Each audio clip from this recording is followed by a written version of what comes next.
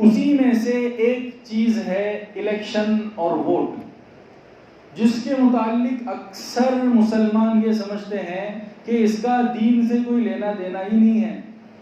کیا سمجھتے ہیں؟ اکثر مسلمان یہی سمجھتے ہیں کہ اس کا دین سے کوئی لینا دینا نہیں ہے، حالانکہ ہم جس کے نام لیوا ہیں، امام الانبیاء خاتم النبیین حضرت محمد الرسول اللہ صلی اللہ علیہ وسلم، آپ صلی اللہ علیہ وسلم کی حیات طیبہ کے اندر جگہ جگہ پر جو ہے ہمیں اس کے عملی نمونے ملتے ہیں۔ کتنے زبردست سیاست دان تھے حضور صلی اللہ علیہ وسلم۔ مسئلہ ہمارے ساتھ یہ ہو گیا کہ ہم جس زمانے میں جی رہے ہیں، سیاست کے اندر ایسی خرابی آئی ہے، ایسی جھوٹ، دھوکہ دہی، رشوت خوری، بہت ساری چیزیں کہ جس کی وجہ سے سیاست کا نام بھی گویا ہمارے لیے گالی کے جیسا ہو گیا ہے۔ اسی لیے شریف لوگ کیا ہے، اس سے دور ہی رہنا پسند کرتے ہیں۔ حالانکہ ہم تاریخ اٹھا کر کے دیکھ لیں، نبی علیہ السلام کی مثال میں نے آپ حضرات کے سامنے بتائی ہے۔ مدینہ طیبہ جب حضور صلی اللہ علیہ وسلم ہجرت کر کے گئے، کتنی زبردست سیاسی پالیسیاں آپ صلی اللہ علیہ وسلم نے وہاں پر اختیار فرمائی، بلکہ وہاں پر تو پہنچ کر کے نبی کریم علیہ السلام نے ایک مستقل کانسٹیٹیوشن تیار کیا تھا۔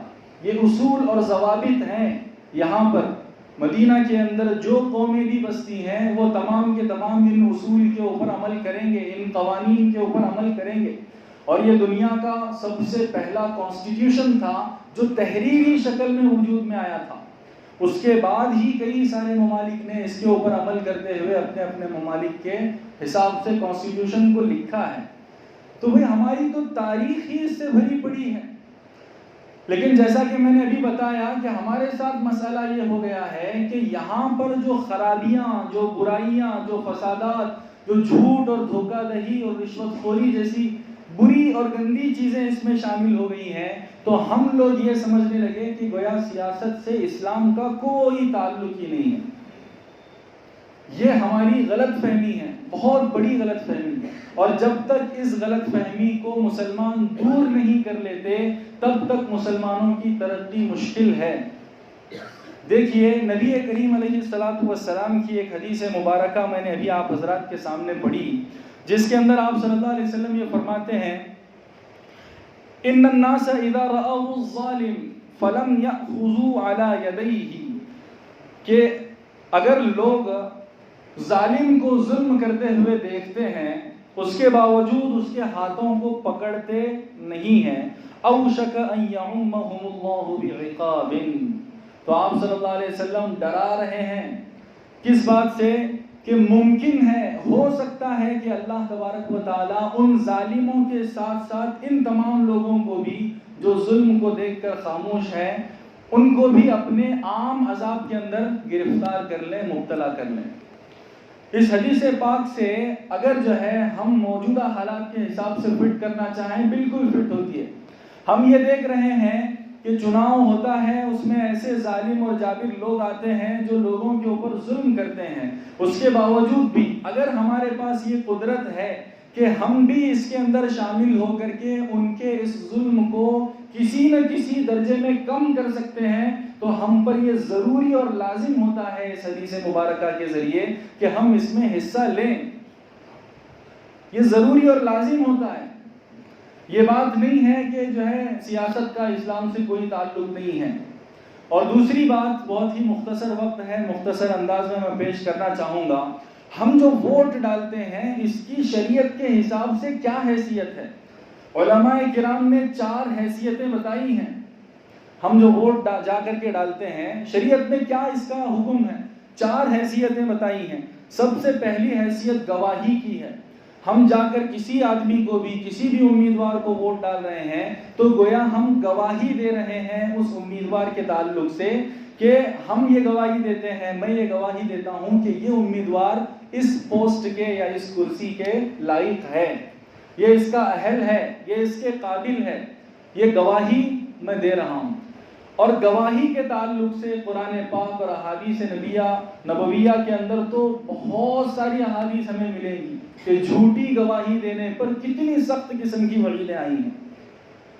ایک حدیث پاک کے اندر آپ صلی اللہ علیہ وسلم کبیرہ گناہوں کو ذکر کر رہے ہیں کہ یہ کبیرہ گناہ، یہ کبیرہ گناہ، اس کے اندر حضور صلی اللہ علیہ وسلم فرماتے ہیں کہ جھوٹی گواہی دینا بھی، شہادت الزور، جھوٹی گواہی دینا بھی کبیرہ گناہ ہے۔ اور ایک موقع پر آپ صلی اللہ علیہ وسلم نے تو جھوٹی گواہی کو شرک تک ارشاد فرمایا ہے۔ اب آپ سوچ لیجئے کہ ووٹ ڈالنے کے اندر ہمیں کتنا زیادہ محتاط رہنے کی ضرورت ہے۔ دوسری جو حیثیت بتائی ہے ووٹ کی علماء کرام نے، وہ اس سفارش کی ہے کہ ہم گویا جا کر کے سفارش کر رہے ہیں کہ یہ جو فلاں آدمی ہے، فلاں امیدوار ہے، ہم اس کی سفارش کرتے ہیں کہ آپ جو ہے ان کو جو ہے یہاں پر منتخب فرمائیے، یہ صحیح طریقے سے کام کریں گے۔ سفارش کے تعلق سے ابھی میں نے خطبے کے اندر جو آیت پڑھی وہ سفارش ہی کے تعلق سے ہے۔ دیکھیے کتنی زبردست آیت ہے۔ اس کے اندر اللہ تبارک و تعالی ارشاد فرماتے ہیں مَن یشفع شفاعۃ حسنۃ یکن لہ نصیب منہا، جو اچھی سفارش کرے گا تو اس سفارش کے اندر گویا اس کا بھی حق ہوگا، یعنی اس کی سفارش پر کوئی کام ہو گیا اور اس کے بعد میں اس کی سفارش پر جتنے بھی خیر کے کام وجود میں آئے ہیں ان تمام کاموں کے اندر اس کو بھی ثواب ملے گا۔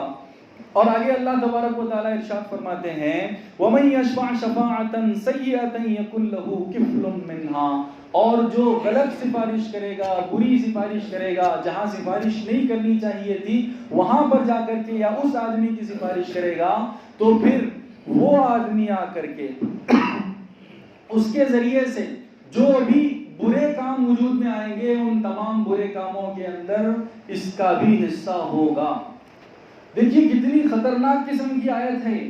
اس آیت میں صاف صاف اللہ تبارک و تعالی ارشاد فرما رہے ہیں، اور ہم جو ہے جب حیثیت ووٹ کی سفارش کی ہے تو کتنی زیادہ احتیاط کرنے کی ضرورت ہے کہ ہم کس کو ووٹ ڈالیں، کتنی زیادہ تحقیق کرنے کی ضرورت ہے، کیونکہ اگر ہم نے کسی کو ووٹ ڈالا، وہ چن کر کے آیا، اس کے بعد میں اگر وہ غلط آدمی تھا، اس کو ہم نے جان بوجھ کر کے ووٹ ڈالا ہے یا پیسے لے کر کے ووٹ ڈالا ہے، اپنے ووٹ کو ہم نے بیچ دیا ہے، تو وہ کرسی پر آنے کے بعد میں جتنے بھی ظلم کرے گا، جتنی بھی ناانصافیاں کرے گا، ظلم کیا کر سکتا ہے وہ؟ اب کسی وارڈ سے جو ہے چن کر کے آ گیا، حکومت کی طرف سے جو پیسہ ملتا ہے ڈیولپمنٹ کے لیے ملتا ہے، اب وہ جو ہے ڈیولپمنٹ کرنے کے بجائے اس وارڈ کی، اس گلی محلے کی ترقی کرنے کے بجائے اس میں سے آدھے سے زیادہ پیسے اپنی جیب میں ڈال رہا ہے، تو یہ اس پورے وارڈ والوں کے اوپر ظلم ہے۔ اور اس کو جو چن کر کے لے آئے ہیں، جو لوگ بھی اس کو ووٹ ڈالے ہیں، جان بوجھ کر کے کہ یہ آدمی غلط ہے، اس عہدے کے لائق نہیں تھا، جان بوجھ کر کے جو لوگ ووٹ ڈالے ہیں وہ اس ظلم کے اندر برابر کے حصے دار رہیں گے۔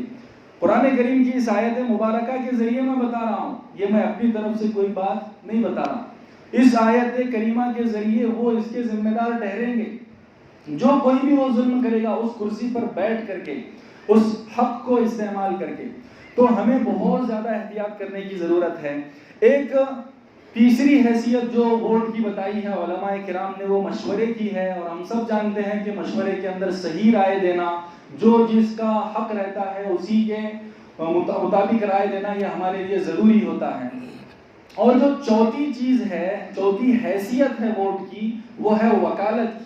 گویا ہم جو ہے ہمارے وارڈ سے یا ہمارے سٹی سے یا ہمارے اسٹیٹ سے اس آدمی کو، اس امیدوار کو کیا بنا رہے ہیں؟ وکیل بنا رہے ہیں۔